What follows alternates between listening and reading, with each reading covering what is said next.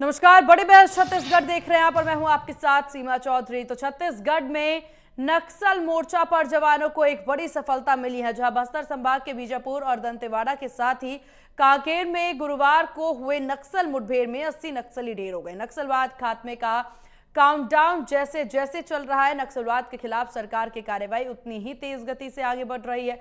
31 मार्च 2026 की डेडलाइन का पालन कर नक्सलवाद के खिलाफ सतत कार्रवाई भी सरकार करती दिखाई दे रही है। सरकार यह ठोस दावा कर रही है कि गृह मंत्री अमित शाह की ओर से दिए गए डेडलाइन तक का सिर्फ छत्तीसगढ़ ही नहीं बल्कि पूरे देश से लाल आतंक पूरी तरह से खत्म हो जाएगा। विपक्ष भी सरकार की सराहना कर रहा, लेकिन साथ में तंज भी कस रहा है। नेता प्रतिपक्ष चरणदास महंत का कहना, बस्तर में आर्थिक गतिविधियों को बढ़ावा देने का काम सरकार कर रही है। हालांकि यह समय बताया कि कौन कौन से बड़े उद्योगपति बिछ रही रेड कारपेट पर आएंगे। आज इसी मुद्दे पर विस्तार से करेंगे चर्चा के लिए कुछ मेहमान भी जुड़ेंगे, लेकिन उससे पहले सियासी बयानबाजी सुनते हैं। बल के जवानों के साहस को नमन करते हैं।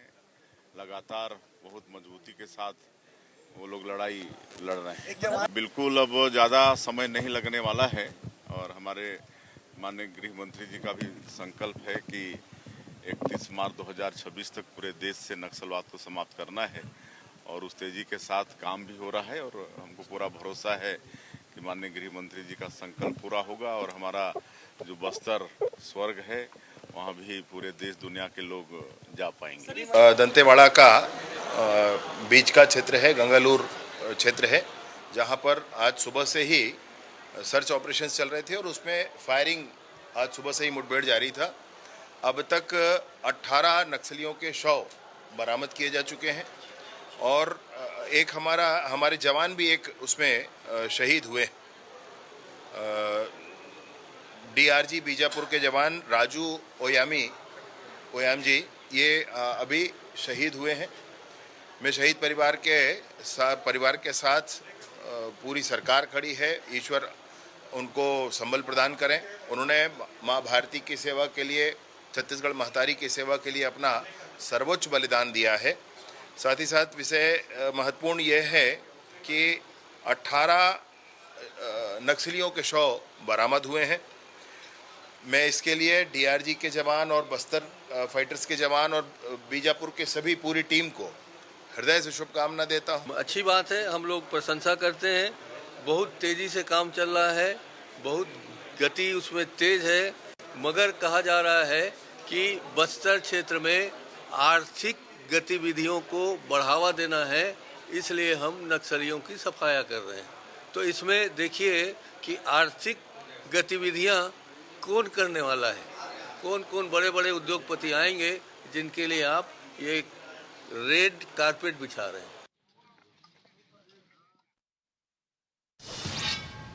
तो चलिए चर्चा की कर लेते हैं शुरुआत। हमारे साथ है प्रवीण साहू जी, बीजेपी प्रवक्ता, और अजय गंगवानी जी, कांग्रेस प्रवक्ता हमारे साथ है। आप दोनों मेहमानों का बहुत स्वागत है इंडिया न्यूज पर। और चलिए प्रवीण जी, शुरुआत आप ही से कर लेते हैं। एक तरफ जहां पर केंद्र सरकार के द्वारा, प्रदेश सरकार के द्वारा, यानी कि डबल इंजन सरकार पूरी कोशिश में है कि नक्सलवाद को पूरी तरह से खत्म कर लिया जाए। एक समय सीमा भी निर्धारित किया गया है कि यहां तक पूरे देश भर से नक्सलवाद को खत्म कर दिया जाएगा। दूसरी तरफ से कांग्रेस के द्वारा इसकी सराहना तो जरूर की जा रही है, लेकिन एक सवाल जो यहाँ पर बन रहा है कि रेड कारपेट बिछा करके कौन कौन से उद्योगपति आते हैं, ये देखने वाली बात होगी।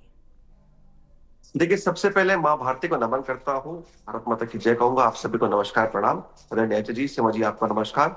और विशेष रूप से आज के दिन में सभी हमारे जो जवान जो हमारे सीमा क्षेत्र में लगे हैं, चाहे किसी भी क्षेत्र में हो, सभी को नमन करता हूँ। जिनके शौर्य के बलबूते आज अगर हम सही सलामत बैठे हैं, तो उन सभी के शौर्य को नमन करता हूँ। साथ ही जिन भी सेना के जवान ने अपने जीवन को सर्वोच्च बलिदान दिया है, उनके प्रति मेरी संवेदना है, उनको मैं सदा नमन करता हूँ।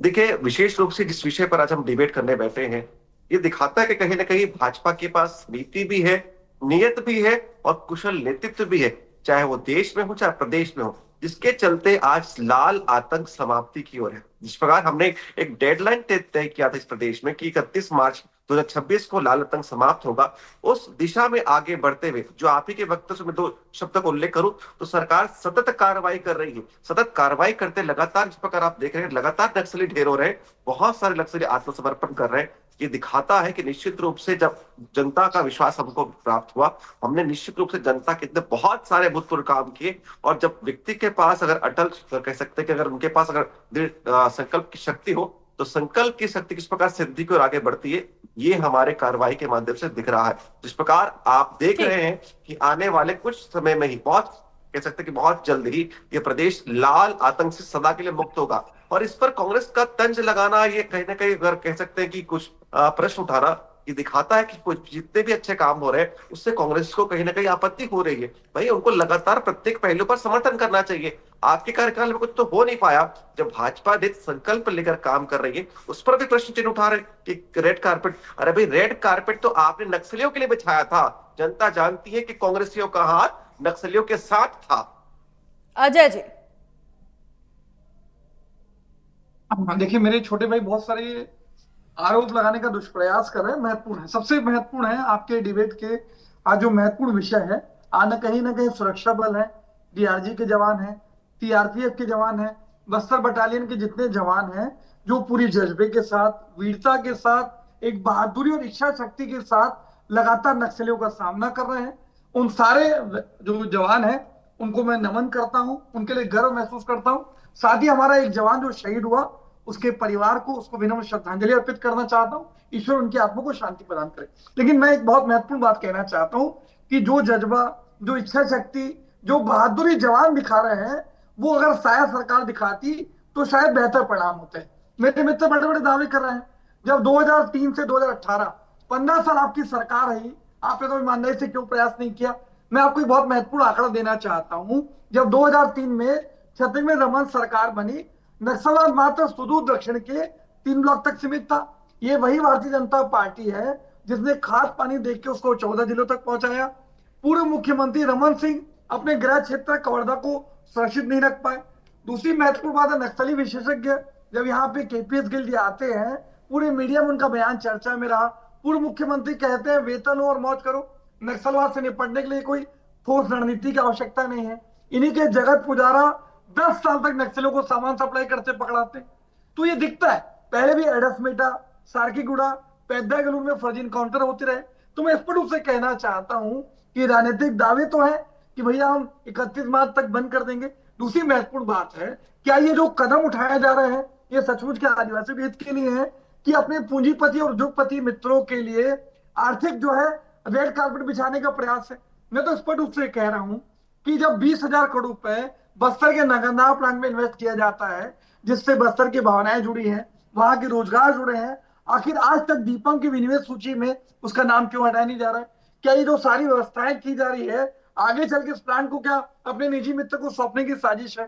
तो सबसे महत्वपूर्ण बात है, बस्तर का जो सबसे बड़ा लॉ के खनन का जो पहाड़ है, नंदीराज पर्वत, ये वही भारतीय जनता पार्टी है जो 2016-17 में फर्जी जो ग्राम सभा की परमिशन के माध्यम से नंदीराज पर्वत की जो है अपने पूंजीपति मित्र अडानी को सौंपते हैं। हमारे 5 सालों में 5 से अधिक बार पत्र लिखने के बाद, आपत्ति दर्ज करने के बाद भी उस खनन की जो लीज है उसको कैंसिल करने के लिए तैयार नहीं है। आप सचमुच अगर आदिवासी हितैषी है तो 32% आरक्षण संशोधन विधेयक जो 2 साल से राजभवन में अटका, उसको क्यों पास करने का प्रयास नहीं करते? आप क्यों वनाधिकार 2000 के अधिनियम में संशोधन करके आदिवासी की जल जंगल जमीन पर कब्जा करने का प्रयास करते हैं? तो बाकी सारे कदम आपके दिख रहे हैं कि आदिवासी के हितों में नहीं है, लेकिन यहाँ क्योंकि आपको अपने पूंजीपति मित्रों, उद्योगपति मित्रों को फायदा पहुंचाना है, उसके लिए आप रेड कार्पेट की व्यवस्था करते हैं। दूसरी महत्वपूर्ण बात है कि आप कैलाश नाथ, तिरुपति कटला, कोमल मांझी, मानूराम कुडियाम, ये भारतीय जनता पार्टी के वरिष्ठ नेता हैं जिनकी नक्सली द्वारा हत्या की जा रही है। जो भारतीय जनता पार्टी, जो शायद सरकार अपने नेताओं की सुरक्षा नहीं कर पा रही है, वो बड़े बड़े दावे करती है।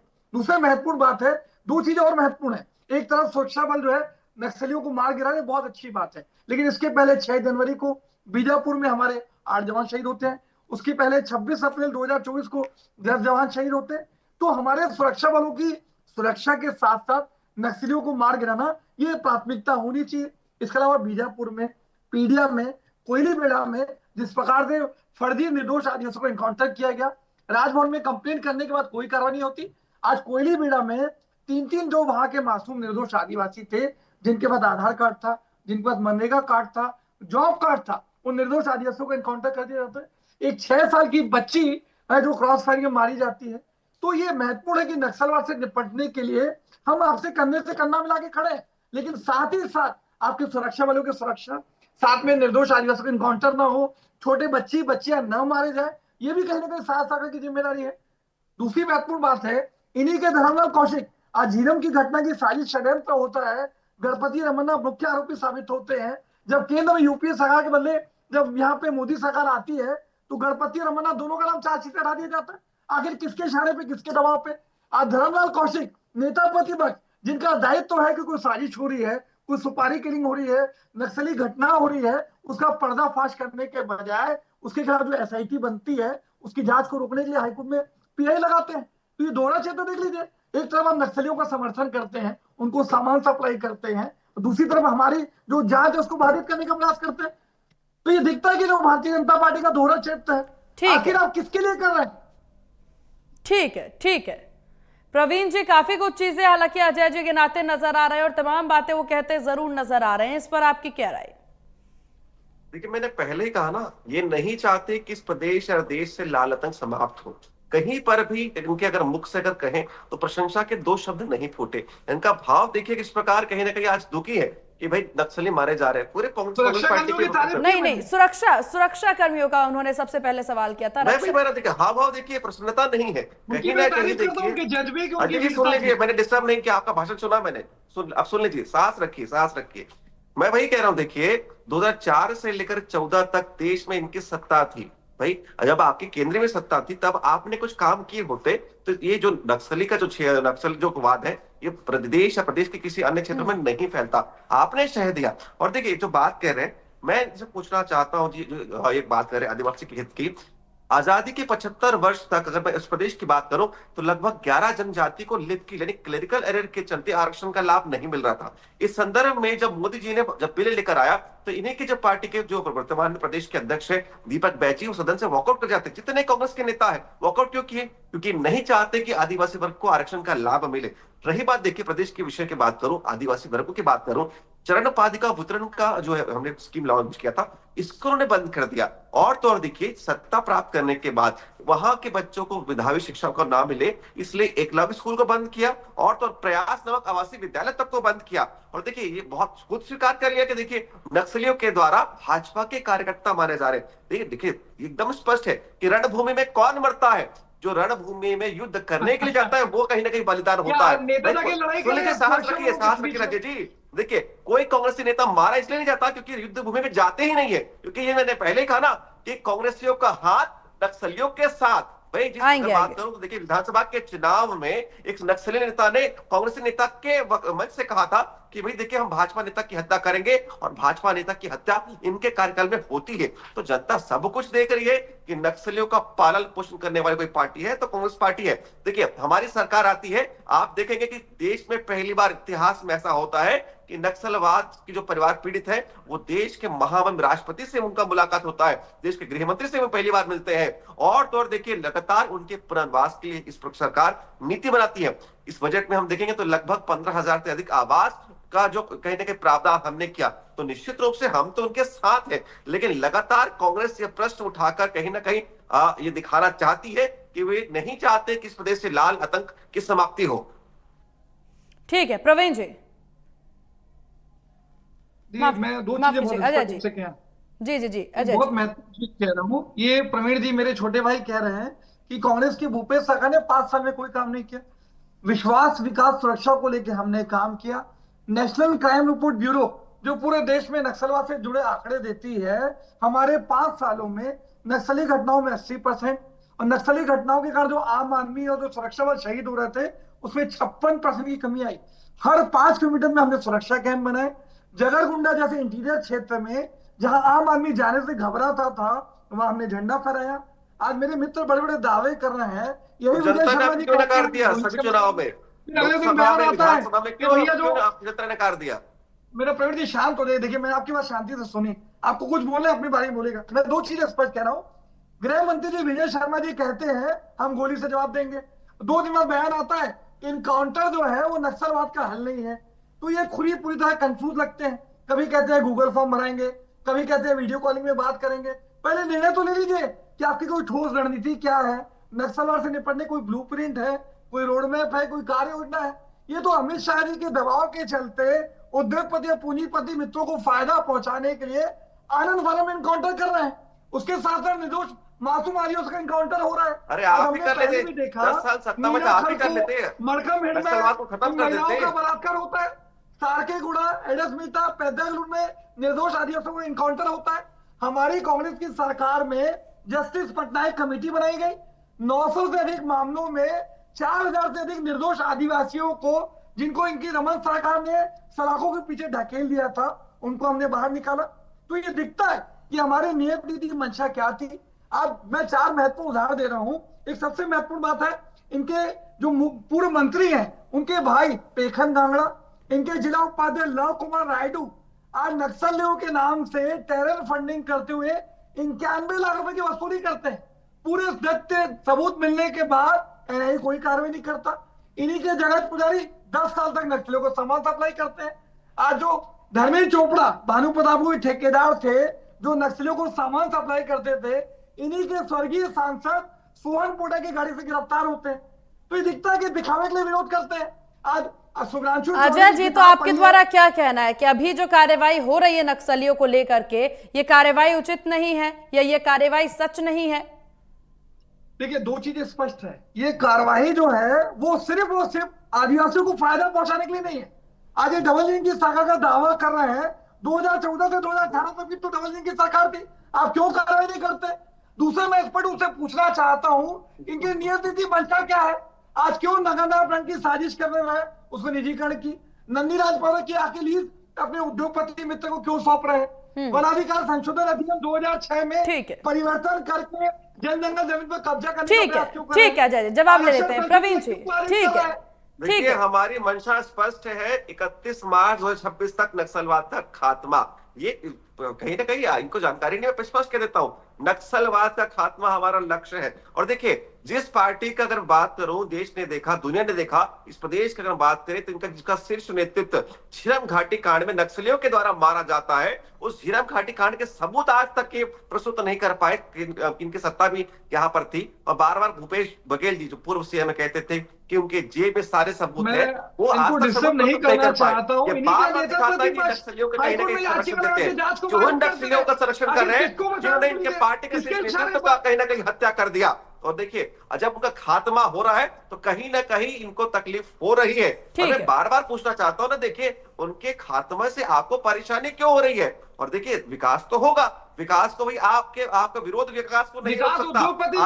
विकास चाहते हैं, आप कहीं ना कहीं उनके विकास में बाधक बने हुए हैं। और जिस प्रकार हमारे सेना के शौर्य जो हमारे जवान दिखा रहे हैं, निश्चित रूप से आपका जो प्रश्न, उनके कहीं ना कहीं उनके शौर्य पर प्रश्न चिन्ह है, जो कि कहीं ना कहीं कह सकते हैं कि ये स्वीकार नहीं होगा। और निश्चित रूप से जनता देख रही है कि जब अच्छा काम होता है तब तक कांग्रेस विरोध करती है, चाहे वो देश में कहीं भी हो, जब भी हमारा सेना काम करती है, ये हमेशा उस पर प्रश्न चिन्ह उठाते हैं। आज भी देखिए, 18 नक्सलियों के शव को बरामद कर लिए गए और आज कहीं ना कहीं इनके चेहरे पर चिंता है कि भाई ऐसा क्यों हो रहा है। जनता सब कुछ देख रही है भैया। हम चाह रहे हैं, हमने तो डेडलाइन तक बता दिया था और बता दिया है कि भाई 31 मार्च 26 तक नक्सलवाद का हम खात्मा कर देंगे। और नक्सलवाद का खात्मा के साथ साथ प्रदेश में विकास की गाथा जो बह रही है वो आदिवासी क्षेत्रों में भी बहेगी। इससे आपको परेशानी होगी। ठीक है अजय जी, फाइनल कमेंट। कहते हैं ना कि नगर नाट का प्लान बेचे, अरे कहाँ बेचा बताइए मुझे। हाँ, डिबेट में चिल्लाते हैं, बताइए कहाँ बेचा है, चलिए सबूत दिखा दीजिए। ठीक है प्रवीण जी, ठीक है, ओके, चलिए अजय जी फाइनल कमेंट। आपके इंडिया न्यूज छत्तीसगढ़ का बहुत लोकप्रिय चैनल है, दर्शक बहुत खुशी से और बहुत शौक से इस चैनल को देखते हैं। मैं एक ही बात स्पष्ट रूप से कहना चाहता हूं, कांग्रेस पार्टी नक्सलवाद के खिलाफ की लड़ाई में कंधे से कंधा मिला के साथ है। हम सुरक्षा बलों की, डीआरजी जवानों के शौर्य बलिदान का कदर करते हैं, उनका सम्मान करते हैं और ये हमारे लिए गौरव का विषय है। हमें आपत्ति भारतीय जनता पार्टी की नक्सलवाद के नाम पर जो राजनीति करने का प्रयास है, अपने उद्योगपति और पूंजीपति मित्रों को फायदा पहुंचाने की जो नियत नीति मंशा है, हमारी आपत्ति उस बात से है क्या जो नगरनापन की साजिश की जा रही है, आज अगर नक्सलवादी मारे जा रहे हैं तो आपको किस बात की आपत्ति? या आदिवासी की जल जंगल जमीन पर कब्जा आप करने ये का बताइए, प्रयास किया जा आज रहा है, नक्सली मारे गए हैं और आप कहीं किया इससे जा को रहा है, कहीं ना कहीं बदलने महिलाओं के साथ भटकाने का प्रयास कर रहे हैं। हमारी आपत्ति उस बात से है। अरे आपत्ति किस बात की मुझे बताइए। आज जब हमारे सेना के जवान, हमारे डीआरजी के जवान, हमारे डिस्ट्रिक्ट बटालियन के जवान है, आज नक्सलवादी को विचारधारा को खत्म कर रहे हैं, तो आपको समर्थन करना चाहिए। तब भी प्रश्न उठाना चलिए, ठीक है, ठीक है, ठीक है, ठीक है। तो प्रदेश में नक्सलवाद की ठीक है प्रवीण जी और अजय जी, क्योंकि चर्चा में आप दोनों शामिल हुए हैं और ये मुख्य विषय है जिस पर आप दोनों ने अपनी राय रखी। आप दोनों मेहमानों का बहुत शुक्रिया चर्चा में शामिल होने के लिए। तो बड़ी बहस में बात हो रही थी नक्सलवाद के खात्मे को लेकर के। कांग्रेस लगातार सवाल निशान जरूर खड़े कर रही है कि अचानक से इस प्रकार की कार्रवाई क्यों हो रही है, और हो रही है तो ब्लूप्रिंट क्या है भाजपा का और प्रदेश सरकार का। उनका कहना कि केंद्र के दबाव में आकर के बीजेपी अब इस तरीके से कार्रवाई राज्य में करती नजर आ रही है। फिलहाल जो टारगेट केंद्र सरकार के द्वारा लिया गया है नक्सलवाद के खात्मे को लेकर के, अब देखने वाली बात होगी कि इस टारगेट को पूरा करने के लिए किस प्रकार से कार्रवाई की जाती है। फिलहाल इस खास पेशकश में बस इतना ही। बने रहिए इंडिया न्यूज के साथ। नमस्कार।